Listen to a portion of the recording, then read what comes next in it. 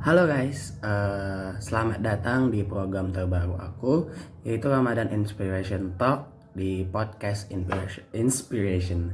Jadi hari ini adalah program terbaru yang dimana sekarang sudah hari kedua, bukan hari kedua sih, tayangan episode kedua, yaitu Inspiration Podcast, yang dimana Inspiration Podcast kali ini aku akan menghubungi salah satu teman dekat aku. Dia orang Sumatera Barat.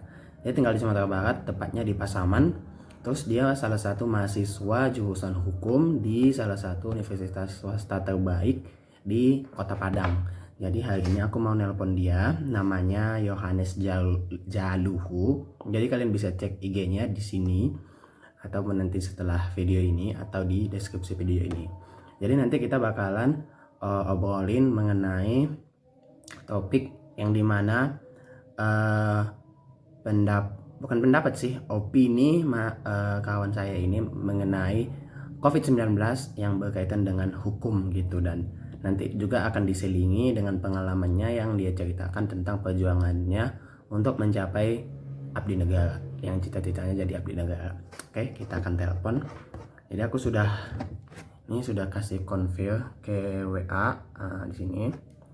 Jadi sekarang kita telepon dan semoga kalian bisa menikmati.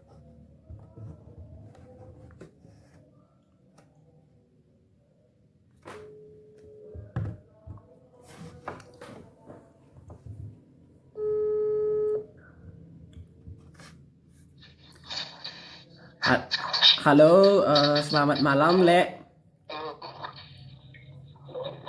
Halo. Iya, selamat malam. Gimana kabar? Lagi di mana? Gimana kabar? Kedengaran suara ya? Kedengaran? Iya, lumayan. Gimana kabar? Oh, lagi di rumah ini. Aku nanya kabar, bukan nanya. Sehat, Le. Aku nanya kabar, bukan nanya di mana.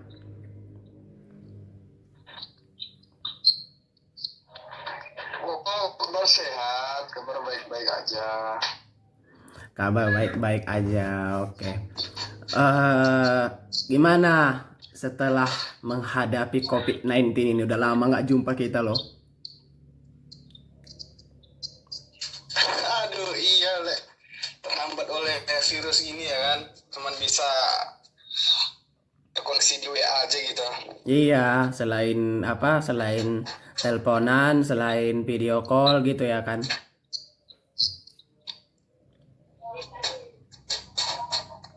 Oh, selain kegiatan di sosmed ya, kerjaan sehari-hari gitu. Iya gitu. Jadi gini, sekarang lagi di rumah ya kan. Biasanya kalau ngerjakan apa-apa kalau lagi di rumah kan, sekarang kan pemerintah mengapakan kita menyuruh kita untuk stay at home kan. Biasanya stay at home yang kau lakukan di rumah itu apa aja gitu. Iya. Karena kan bermacam ragam kegiatan-kegiatan orang banyak ya kan. Karena nggak satu orang saja yang sama-sama satu kegiatan gitu. Biasanya kegiatanmu apa ini sekarang? Yang paling mencolok sih kalau di rumah, karena kita mahasiswa juga, just standby di HP itu untuk kuliah online, bahas tugas, ngerjain tugas. Terus yang pasti juga karena di sini di rumah kan ada kegiatan rumahnya juga, ya bantu orang tua. Tapi yang pasti kita ya kerjanya di rumah, nggak keluar gitu, soalnya PSBB juga di sini ya kan. Oh iya ya, sekarang keluar daerah. iya sekarang katanya lagi musimnya PSBB gitu. Di sini udah PSBB gitu. Kalau di aku di kampung halaman PSBB belum dilakukan sih, cuman kayaknya kalau untuk stay at home tetap ditekankan juga gitu. Iya. Stay home itu emang iya juga. Emang itu yang diutamakan terlebih dahulu. Poin keduanya barulah membahas PSBB-nya ya. Iya sih. biar terhindar lagi. Mm-mm. Ngomong-ngomong kan, ini kan kau kan apa jurusan hukum ya kan? Menurutmu gini loh, gimana sih pandanganmu sebagai mahasiswa hukum, apa dengan yang terjadi sekarang gitu loh kan? Karena kan gini, banyak orang yang apa yang sebutin bahwa pemerintah sekarang itu menyembunyikan fakta-fakta. Ada yang bilang menyembunyikan fakta, ada yang bilang belak-belakan gitu kan. Jadi aku nggak tahu sih mana yang lebih jelas, mana yang lebih fakta, mana yang lebih hoax kan. Cuman menurutmu sendiri sih, bagaimana sih pandangan seorang mahasiswa hukum mengenai pandemi-pandemi, apa namanya, pandemi-pandemi di mata mahasiswa hukum mengenai kejadian sekarang gitu? Apa sih pendapatmu gitu, opinimu?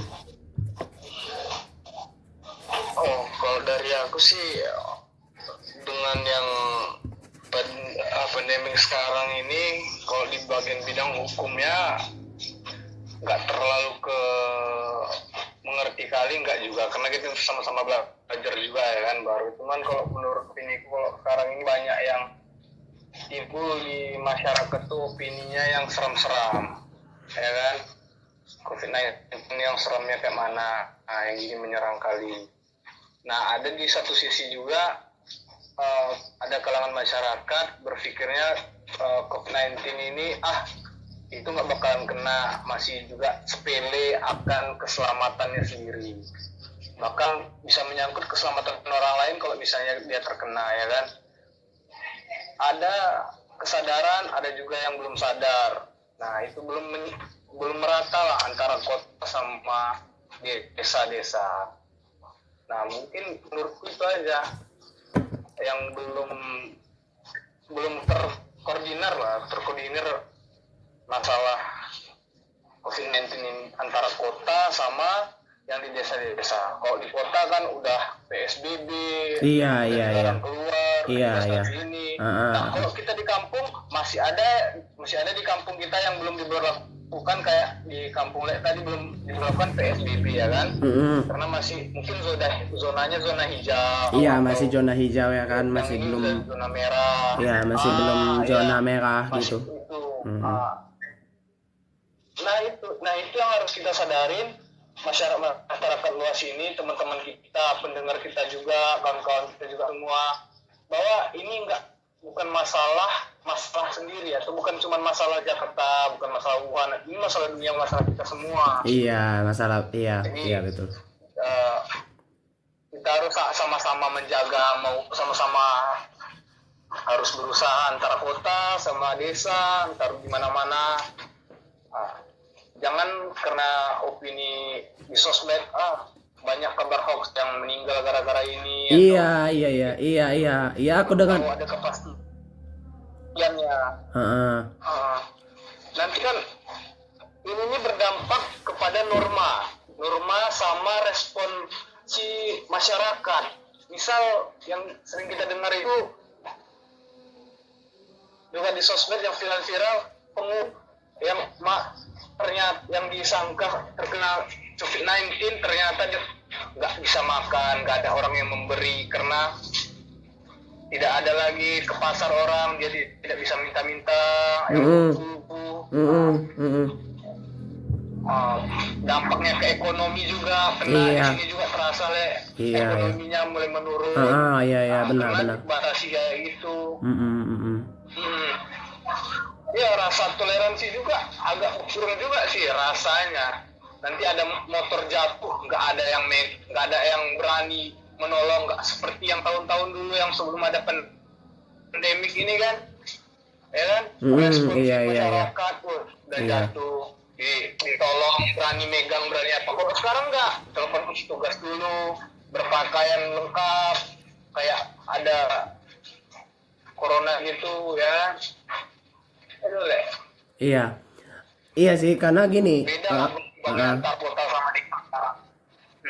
Iya, karena gini kan, kalau seumpamanya banyak apa namanya info-info yang beredar katanya kan kayak hoax-hoax yang beredar di grup WhatsApp ataupun di sosial media gitu, terutamanya yang di grup WhatsApp gitu kan. Gimana sih pendapat seorang mahasiswa hukum kan, yang kadang-kadang kan banyak hoax yang beredar itu, nggak tahu kita yang mana realita yang mana yang fakta. Kadang orang membedakan realita itu bisa jadi hoax, yang hoax bisa jadi yang realita gitu. Kadang kayak mentimpang tindihkan, tapi kadang dia memutarbalikkan gitu loh. Kadang nggak sesuai ekspektasi kita gitu. Tapi kalau aku lihat di mata hukum pun kan kadang ini kan berbahaya juga. Namanya kalau sumpamanya penyebaran informasi hoax, katanya kan itu dinamakan dikategorikan kayak UU ITE ya kan. Itu untuk hukumnya ya kan. Tapi gimana sih pendapat kalian, pendapat opinimu sendiri itu tentang kasus yang seperti itu gitu loh? Apakah tindakan yang seharusnya yang kita lakukan untuk mengurangi masalah ataupun problem yang terjadi sekarang itu gitu? Nah, kalau saya tanggapin, ini udah masalah umum lah bagi kita ya kan.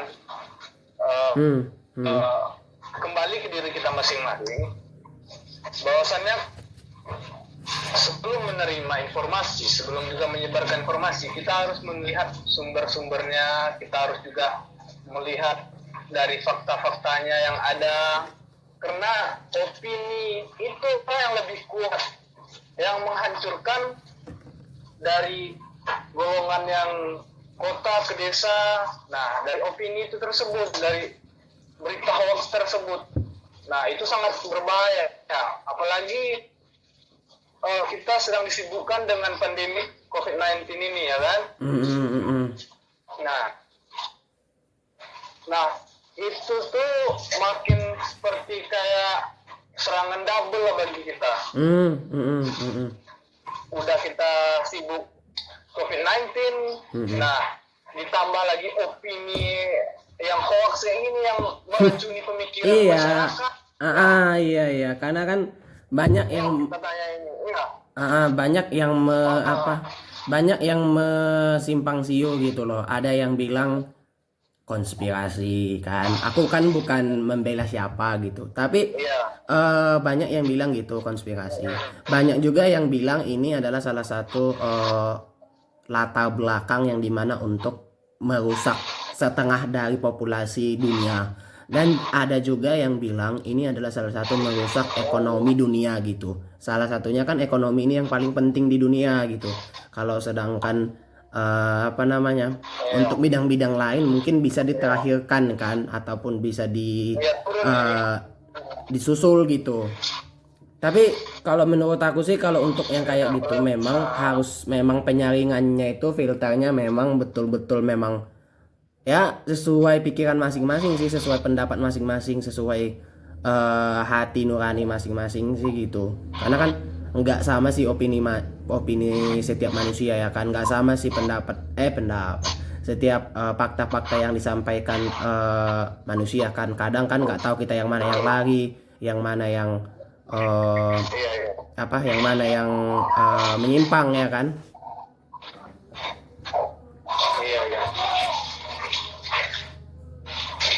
Jadi berarti kalau pendapat mahasiswa hukum mungkin sebatas itu ya kan, gitu, sebatas itu gitu ya. Sebatas gimana? Maksudnya sebatas opini yang kau jelaskan tadi kan, maksudnya tidak sampai tinggi gitu. Maksudnya kan kita kan tahu dasarnya pun tapi lebih mendalam gitu ya kan. Padahal kita udah tahu dampaknya, udah tahu gimana efek dari virus ini. Nah, masih ada juga masyarakat di kalangan tertentu yang menganggap remeh dari virus ini. Nah, itu tuh seakan tidak menghargai usaha dari pemerintah atau tidak menghargai relawan-relawan yang udah berjuang seperti itu. Nah, kami juga mahasiswa hukum juga ada himpunan gitu, membantu kaum-kaum yang tidak mampu atau gimana, dari kontak kuliah juga, dari forum-forum hukum juga. Nah, kembali ke diri kita juga lagi. Kalau kita mau mendukung pemerintah, kita mau menang, kita mau terhindar atau wabah ini cepat berlalu, itu kita harus kompak. Kita harus stay di rumah, tetap jaga kebersihan, Iya, jaga betul. jarak. Iya. Nah, itu hidup sehat. Ya. Oke. Selain tadi kan kita kan tadi sudah membahas tentang pandemi ya kan, gimana seorang mahasiswa hukum pendapat mengenai pandemi sekarang sama pemerintah sekarang sama warga sekarang ya kan. Eh, Sebelum itu kan juga ini ada pertanyaan paling dasar, paling mendasar, paling umum. Sekarang ini kan angkatan 2020 lulusan SMA kan banyak yang ingin mencoba perguruan tinggi kan, mencoba perguruan tinggi. Tapi terutamanya yang di angkatan sama di sekolah ikatan dinas gitu. Di sini sekilas aku mau nanya, coba sih ceritain gimana sih pengalamanmu yang apa namanya, yang mencoba berulang kali ingin mencoba jadi abdi negara yang 2 tahun terakhir ini, kok ada apa sih kok bisa gagal, ada apa sih kok bisa, faktor apa sih yang ada di sana gitu ya kan. Penasaran juga gitu, banyak yang penasaran juga gitu loh. Oh, ini harus gue cerita ini. Ya harus dong, namanya sharing pengalaman, harus dong. Kalau nggak harus, Oke. aku nanti yang ceritakan gimana? Sama aja nanti, bukan Anda yang ceritakan ya kan? Oke. Nah, awalnya tuh di tahun 2018, gue tuh masuk daftar kepolisian itu di cabang Bintara Karir, PT bagian tugas umum. Pertama gue tes, dapat informasinya dari web, dari internet, karena gue juga harus browsing, karena ada SMK juga, dan juga ada senior yang lulus polisi juga di sekolah. Nah itu kakak senior di ekskul juga, karena ngelihat postur tubuh gue tinggi, juga dia nanya cita-cita gitu. Emang? Cuman waktu itu masih sponsor sih, mau ke polisi duluan apa ke militer duluan atau ke army duluan ya kan. Tapi kalau ditanya, iya. Tuh jadi masuk polisi. Iya, aku potong sedikit ya. Tapi kalau ditanya hati yang paling dalam gitu loh ya kan banyak sih orang yang banyak yang bimbang gitu antara yang milih abdi negara di bidang kepolisian atau abdi negara di bidang militer gitu.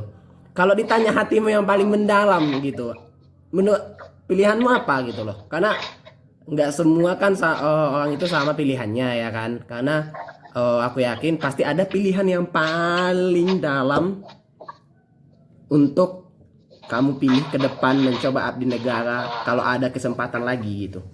Apa? Oh, kalau yang aku nggak bedain apa sih, kedua-duanya baik. Polisi baik, iya betul. Sangat keangkatan inti kita tuh kita mau ngabdi kepada negara. Nah kita nggak boleh, kita cuma lebih sukanya kemana ya kan, pertanyaan ini kan lebih sukanya ke iya, lebih sukanya kemana, hati nalurimu kemana gitu ya kan. Iya. Kalau dibilang kalau sama aku awal-awal itu tahu tuh polisi kan, tentara yang pertama tentara, karena di sini banyak lingkungannya tentara dan iya kan. Cuman kenapa gue pertama ngambil yang di polisian itu karena di daerah ini polisi belum ada nih, polisi belum ada, jadi pengen jadi panutan, jadi contoh pertama. Oh ternyata tes pertama gagal di peringkingan daerah. Itu tuh pengusaha juga.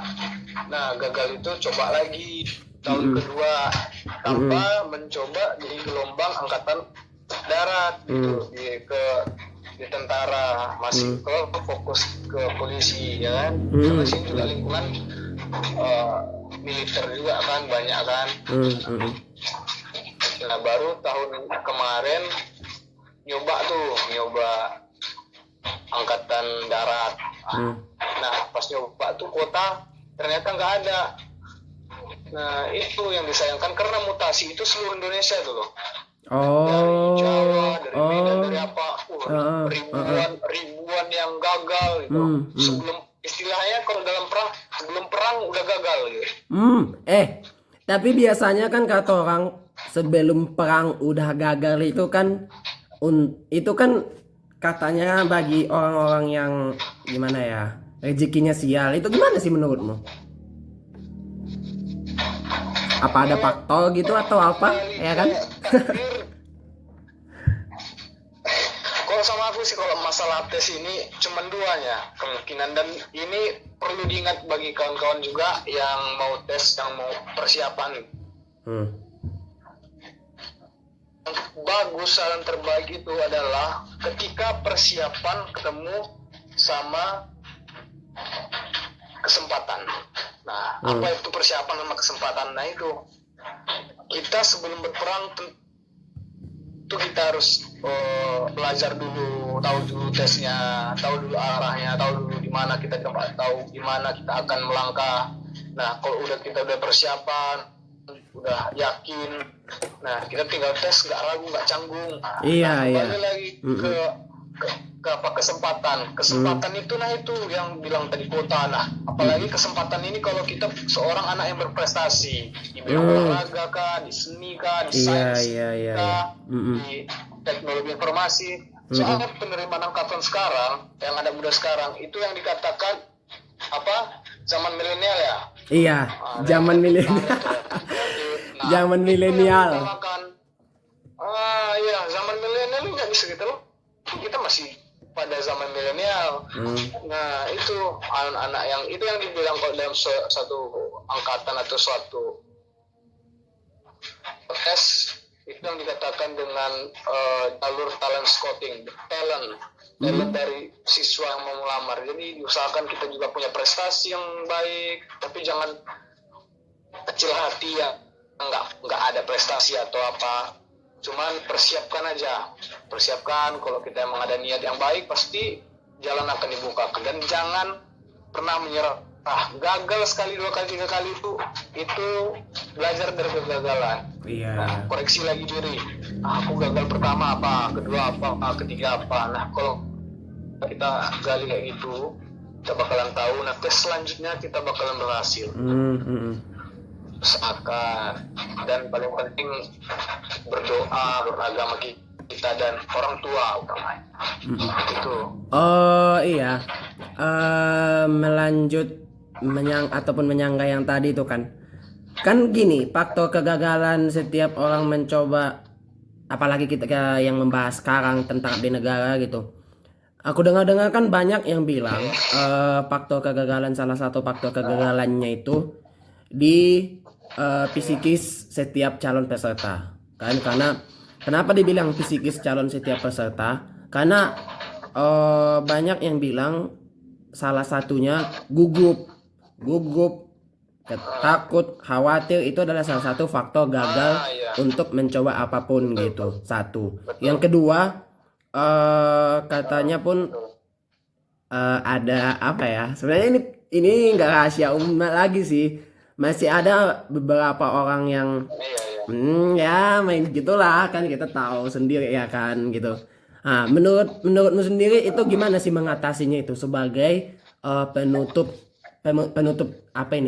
obrolan kita ini gitu loh.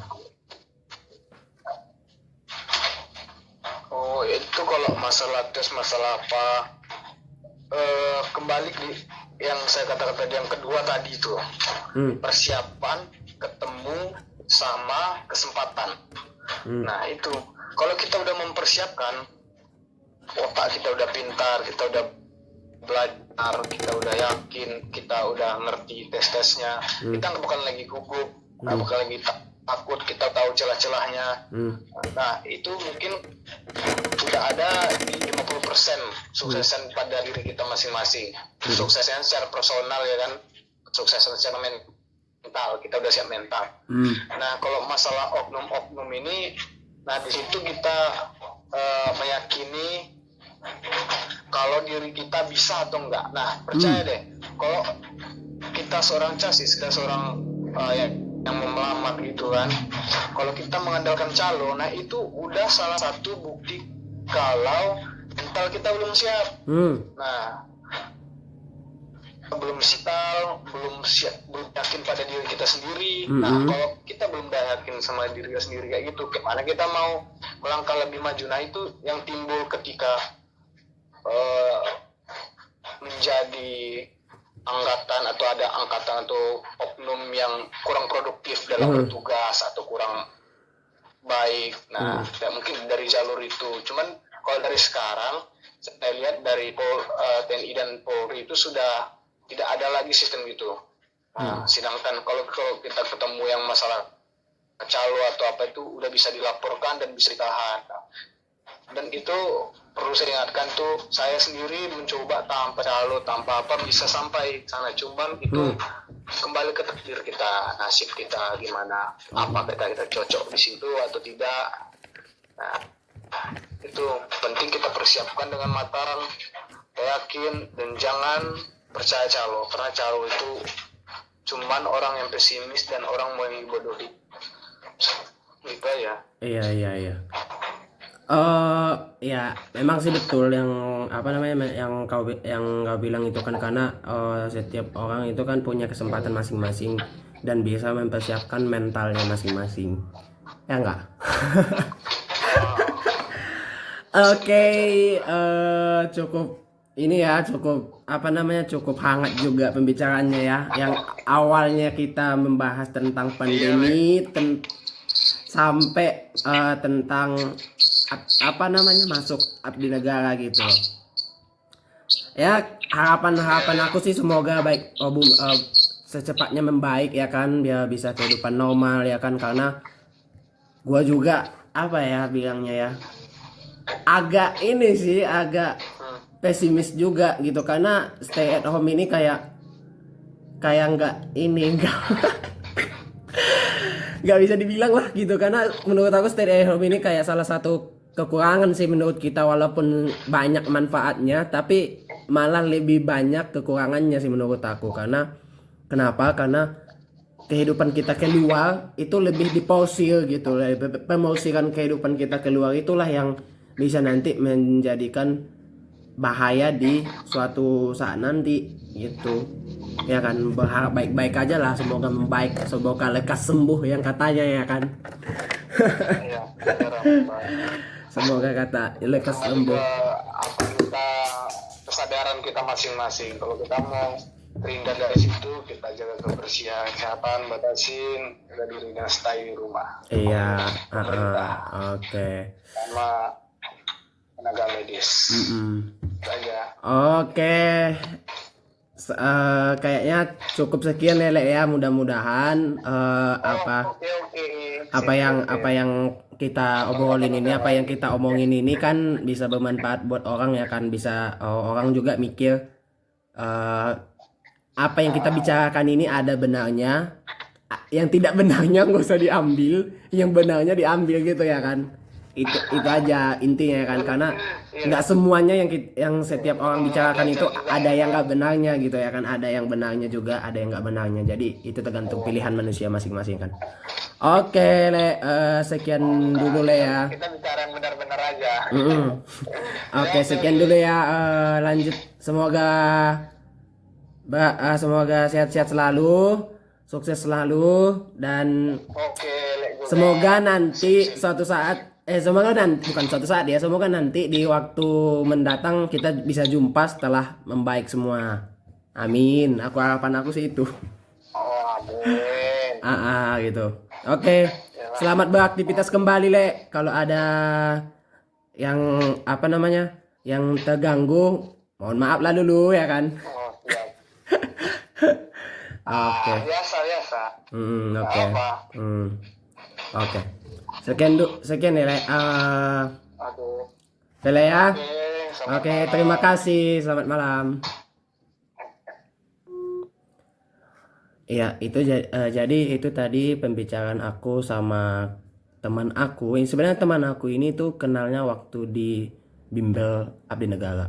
Aku coba Abdi Negara itu di tahun kemarin dan aku jumpa dia itu di kelas gitu. Jadi ya kita kan sahabatan sejak tahun lalu gitu, udah agak lama. Jadi dia orangnya memang kalau ngomong itu lumayan belak-belakan, lumayan cerdas tapi tertata. Jadi itu yang aku suka cara ngomongnya gitu. Jadi sekian dulu obrolan kita kali ini di episode 2 Ramadan Inspiration Talk di bagian podcast Inspiration. Semoga di episode selanjutnya kalian bisa lagi masih bisa memahami setiap pembicaraan dengan narasumber yang sudah kita tentukan. Oke? Sampai jumpa dan selamat malam.